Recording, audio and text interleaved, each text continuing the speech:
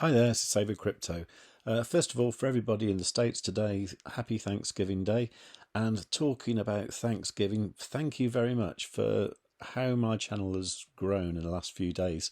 I seem to have 867 subscribers, and my total views are now 48,468 since September 2020.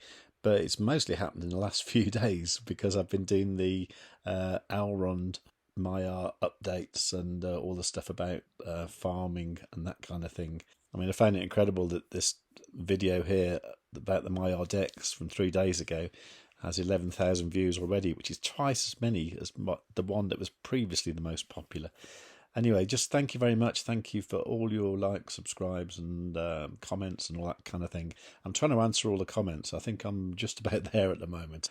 Okay, so what I said I'd do today is to do a video about harvesting, because a lot of people want to know when to harvest and how you do it, basically. Now, if you've seen the previous videos, you'll realise that the way I've got this set up, I'm using the EGLD MEX pair, and I've arranged it so that I've got the farms producing roughly equal, actually quite equal amounts of MEX and locked MEX. Now the idea with this is the Denver strategy, which you'll see a link to down in the description below. And the idea is that what you do is when you harvest, you get MEX and locked MEX. You turn the MEX into eGold using the swap feature, which is up here, and then you combine the eGold and the locked MEX to produce a new liquidity pair, and then you stake that back into the farm. And the idea is what we use a third of it to produce locked MEX with the ×2 multiplier, and then we use the other 2/3 without the ×2 multiplier to create the MEX. That is a Denver strategy. If you've got any queries about it, look at the description below. It's a Google document, and you can look at that, print it out, whatever you like. Now, a lot of people say when to harvest. Now, there's a limit because you need to have $20 earned to be able to harvest. Now, some people wonder why I've got 4 farms rather than 2. This is because I started off with the MEX that was airdropped. So these pairs are made out of eGold and MEX, and these pairs are made using the output of the farms. So these use eGold and locked MEX. Okay, so all the MEX at the moment gets turned into eGold and then goes back into making eGold locked MEX pairs that then either produce locked MEX or MEX. Okay, I hope that's clear. If it's not clear, look again at the document. I mean, it took me a little while to get my head around it. It took me a little while to get these all balanced so they're producing the equal amounts. If you don't know how to do that, you can see my rather confusing last video. If you click in the top right hand corner now, it's all about balancing these farms out. There's a little bit of schoolboy maths and a little bit of moving LP tokens around, that kind of thing. Anyway, so it's time to harvest now, because it's been running all morning and I've earned about $349 worth of MEX, so I'm going to harvest it. So I go harvest, and you see here I'm going to get 145.6 thousand MEX and 144.4 thousand locked MEX, which is exactly what I want. So I'm just going to go harvest, confirm that over on the Maiar app on the phone, sign transaction signed. Okay, so that's harvesting all the rewards. Okay, it's quite quick. All rewards are now harvested. So what I want to do now is to turn the MEX that I've got, which is here, I'm going to go maximum, turn that into EGLD.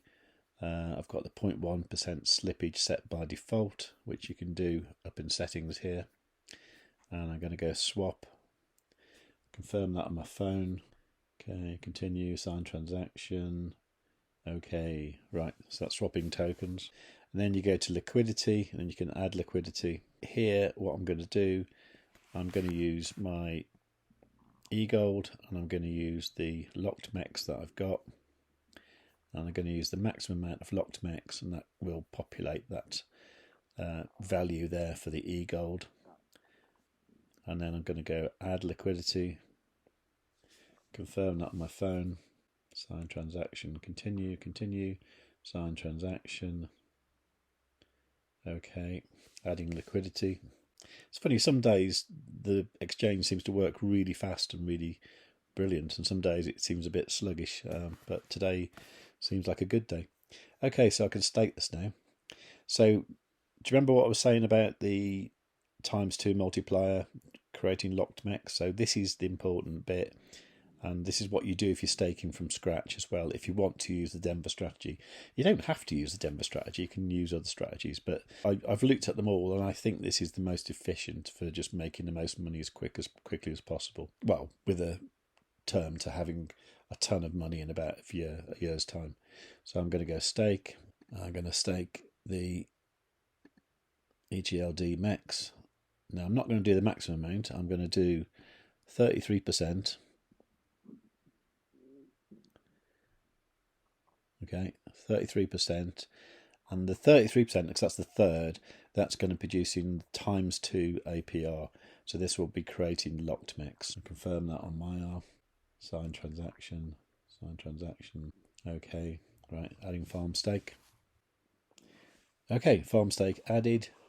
So now I can stake the other part. So I'll go stake, select the token.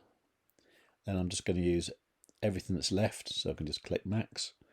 And I'm not going to lock it this time because I want to produce MEX because I want to use that to turn back into EGLD to do all this again. Yeah.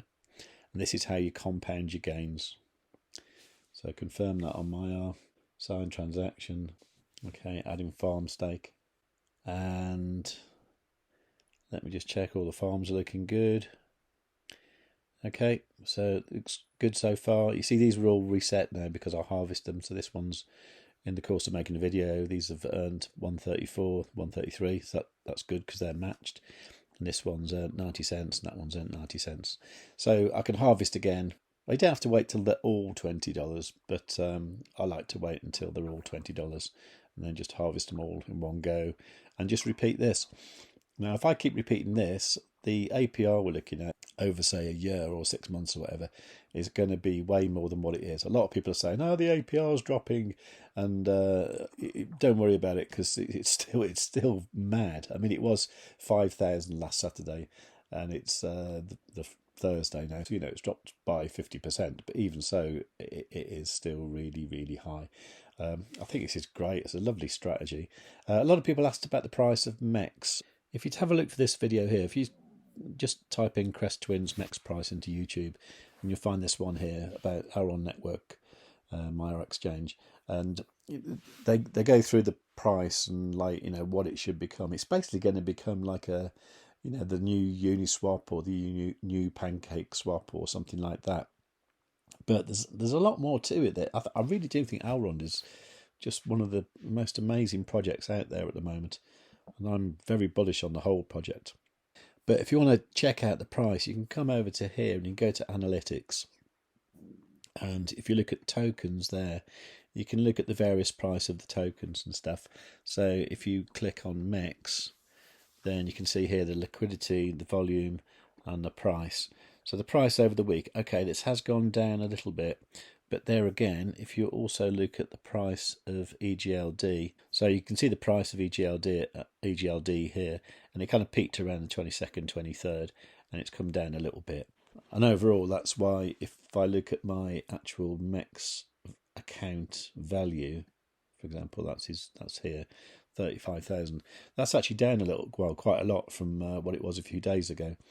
I did make this Google spreadsheet here to show the MEX value versus date, and also this EGLD MEX F. This is basically the value of the farms I've got, and you can see that this has been increasing. It started off at 14, it's now 19.06, and you know the total price of MEX value sort of been up and down, but you know I'm expecting this to sort of wiggle around a little bit and then probably go mad. But yeah, I mean, take a look at this video because it explains it much better than what I can explain it. Anyway, so that's it for this video. If you've enjoyed it, please do like, subscribe, leave a comment. Have a wonderful Thanksgiving's Day if you are in the US. And while you're having a chat around the table, tell your friends.